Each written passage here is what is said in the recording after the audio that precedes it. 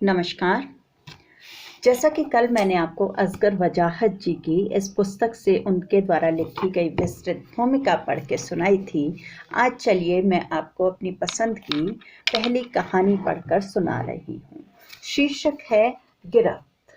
ये जो कहानी है पहले नंबर पर नहीं लिखी गई है, काफ़ी आगे की कहानी है, पेज नंबर 94 है इस पुस्तक में। तो शीर्षक है गिरफ्त। हमारा देश महान है, हम लोग महान हैं, हमारे बीवी बच्चे महान हैं, हमारे नौकर चाकर भी महान हैं, हमारे देश की हर चीज यहाँ तक कि सब कुछ महान है। हमारी परंपराएं महान हैं। हमारी महान परंपराओं में एक परंपरा यह भी है कि सभी दिवंगत जनों को हम महान समझते हैं। परसों पड़ोस का मल्लू मर गया। हेरा फेरी करता था। जब हेरा फेरी न चल पाती तो खून बेचता था। जिस दिन खून बेचता था उस दिन पूरा अद्धा पीता था। उसे किसी ने समझा दिया था कि शराब में बड़ी ताकत होती है। शराब पीकर उसकी ताकत अपनी पत्नी को मारने कूटने और बच्चों को गालियां देने में निकलती थी। थोड़ी बहुत ताकत मोहल्ले वालों से गाली गलौज करने में लगती थी। मल्लू के मरने पर लोग जमा हुए तो बातचीत से पता लगा कि वह महान था, सदाचारी था, काम से काम रखता था, मोहल्ले वालों के साथ प्रेम से रहता था, धार्मिक प्रवृत्ति का आदमी था, परिवार से बहुत प्रेम करता था। जरा सोचिए, हमारे महान देश में मल्लू जैसा आदमी मरने के बाद अगर महान हो जाता है तो राजनेता मरने के बाद क्या हो जाते होंगे।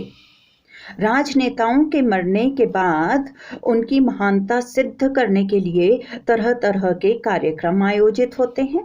पुण्यतिथि आते ही सारे देश में हलचल सी मच जाती है। हमारे देश में तिथियां भी महान हैं। जन्म तिथि हो या पुण्यतिथि, कभी कभी लगता है कि यदि तिथियां मतलब जन्म और पुण्य तिथियां न होती तो हम भारतवासी क्या करते। साल भर बैठे मक्खियां मारते रहते और इतनी अधिक मक्खियां मरने के कारण पर्यावरण असंतुलित हो जाता।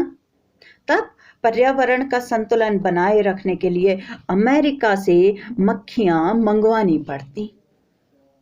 यह कहानी भी एक राजनेता की पुण्यतिथि की कहानी है। राजनेता जब जीवित था उस पर भ्रष्टाचार दुराचार के ऐसे आरोप सिद्ध हो चुके थे कि अगर वह जीवित रहता तो जरूर जेल की हवा खाता। लेकिन सौभाग्य से वह मर गया और महान हो गया। उसकी पुण्यतिथि पर देश भर में जगह जगह एकता मेले लगाए गए, खेलकूद प्रतियोगिताएं आयोजित की गई, निबंध लेखन प्रतियोगिता हुई, रेडियो और दूरदर्शन ने विशेष प्रसारण किए, संगीत सभाएं, सर्वधर्म प्रार्थना सभाएं, जुलूस, रैलियां, शिविर, सम्मेलन और वाद विवाद प्रतियोगिताएं आदि आयोजित किए गए।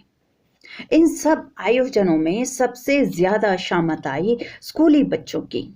यानी हर आयोजन में उन्हें आगे आगे रखा गया, सामने बैठाया गया, नारे लगवाए गए, श्रमदान कराया गया, पेड़ लगवाए गए। स्कूली बच्चे भी खुश हो गए। मास्टरनियां भी प्रसन्न हो गए। सोचने लगे, काश हर दिन किसी राजनेता की पुण्यतिथि होती। राजनेता की पुण्यतिथि पर हर शहर में रक्तदान शिविर आयोजित हुए। दिल्ली में व्यापक शिविर एक सरकारी अस्पताल की ओपीडी में लगाया गया। झंडियां, झंडे, गमले, सजावटी गेट, बंधनवार लगाए गए। ओपीडी मरीजों के लिए बंद कर दी गई। खून देने वाले स्वयंसेवक सफेद झलझलाते कुर्ते पायजामों और चमचमाती मारुति कारों में आए। उनमें खून देने का इतना उत्साह था कि पोर पोर से खून टपका पड़ता था। वैसे उनके शरीर में इतना खून था कि पूरे देश को दिया जा सकता था। यानी वे मुस्टंडे, हट्टे कट्टे, खाए पिए, खेले खाए साणों जैसे लग रहे थे। ये सब मुस्टंडे छोटे छोटे गुटों में खड़े हो गए।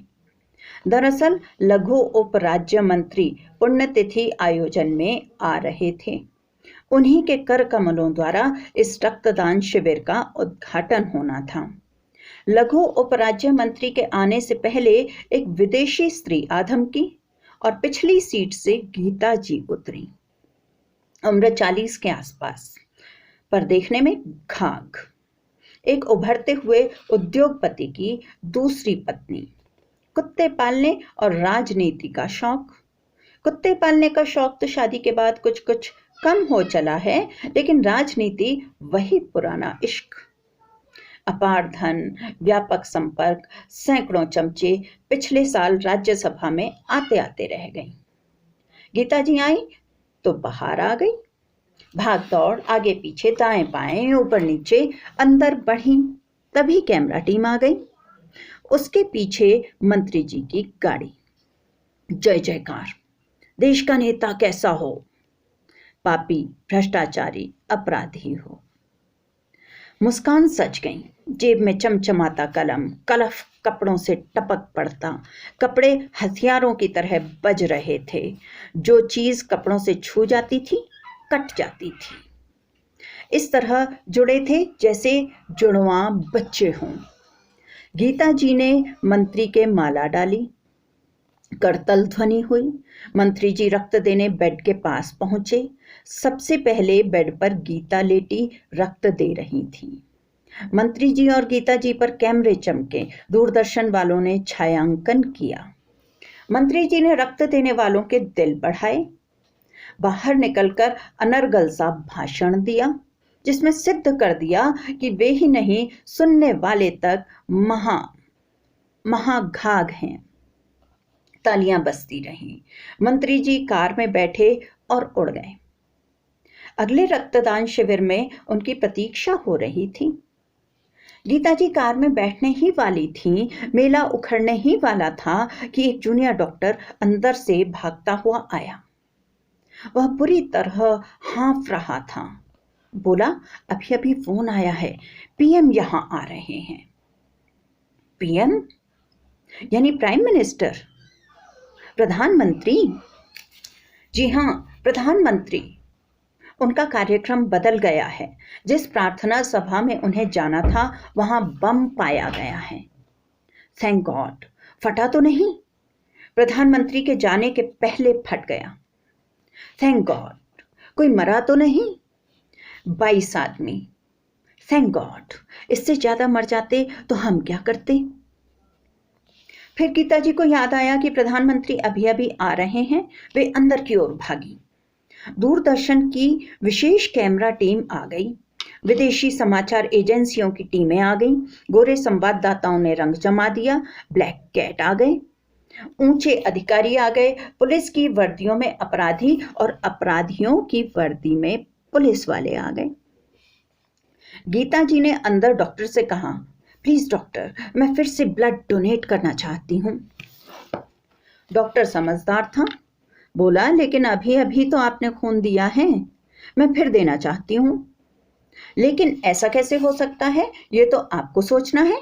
गीता जी का स्वर बदल गया और डॉक्टर की अकल पर पड़े पर्दे हट गए। आप भी अजीब डॉक्टर हैं। विज्ञान के इस युग में आप असंभव शब्द पर विश्वास करते हैं। लानत है आप पर और आपके विज्ञान पर। नहीं नहीं गीता जी, सब हो जाएगा, प्लीज आप चिंता न करें। डॉक्टर ने जूनियर डॉक्टर को इशारा किया। जूनियर डॉक्टर ने कंपाउंडर को संकेत किया। उसने नर्स को आंख मारी। नर्स ने चपरासी को आंखों ही आंखों में कुछ बताया। चपरासी ने जमादार को इशारा किया और जमादार अस्पताल के पीछे नाले के किनारे एक नीम के पेड़ के नीचे जुआ खेलते मल्लू को लेकर हाजिर हो गया। काला, सूखा, मरियल, हड्डियों का ढांचा, मुंह से बीड़ी की दुर्गंध और शरीर से पसीने की बदबू। गीता जी ने उसे देखकर मुंह बनाया। डॉक्टर, गीता जी, यह आदमी खून बेचता है। गीता जी, वेरी गुड। डॉक्टर, खून ही नहीं, यह आंख भी बेच सकता है। मल्लू, 50,000। डॉक्टर, किडनी भी बेचता है। मल्लू, 1 लाख। डॉक्टर, दिल चाहे तो वह भी। मल्लू, 2 लाख। डॉक्टर मतलब यहाँ हर चीज बिकती है। अचानक पूरा परिदृश्य बदल गया। नर्स नर्तकी बन गई, डॉक्टर गायक कव्वाल बन गया, जूनियर डॉक्टर तबलची बन गया, चपरासी सारंगी लेकर बैठ गया और डॉक्टर ने तान मारी, यहाँ हर चीज बिकती है मेरी जान, ओ मेरी जान, यहाँ हर चीज बिकती है। संगीत, तबला, हारमोनियम, घुंघरू बांधे नर्स नाचने लगी, यहाँ हर चीज बिकती है। जूनियर डॉक्टर तबले पर पिल पड़ा और चपरासी सारंगी पर झुक गया, मेरी जान क्या खरीदोगे। गीता जी बोली, ठीक है समझ गई। दृश्य बदल गया, सब यथावत हो गए। डॉक्टर ने झुककर दूरदर्शनी लहजे में कहा, व्यवधान के लिए खेद है। गीता जी ने अपना पर्स खोलकर जितने भी 100 के नोट हाथ में आए मल्लू की तरफ बढ़ा दिए। मल्लू के हाथ से 100 का एक नोट जमादार ने खींच लिया, 2 नोट चपरासी ने ले लिए, 3 नोट नर्स ने झटक लिए, 4 जूनियर डॉक्टर ने डकार लिए, 5 नोट डॉक्टर ने जेब में डाल लिए। फिर भी मल्लू के हाथ में 100 के काफी नोट बचे। मल्लू ने जल्दी से उन्हें पजामे में उड़स लिया। प्रधानमंत्री सबसे पहले गीता जी के बेड के पास आए। ऑडियो, वीडियो, सीडियो, पीडियो सब तरह के कैमरे चले। प्रधानमंत्री ने फूलों का एक गुलदस्ता गीता जी को भेंट किया। गीता जी ने हाथ जोड़े, वे खून दे रही थी। नीचे मल्लू पड़ा था, चादर से सब कुछ ढका हुआ था। लगता यही था कि टप टप बोतल में रिसने वाला खून मल्लू का नहीं, गीता का है। प्रधानमंत्री आगे बढ़े, उनके पीछे संचार मंत्रालय भी चल दिया, गृह मंत्रालय चला, स्वास्थ्य मंत्रालय भी चला।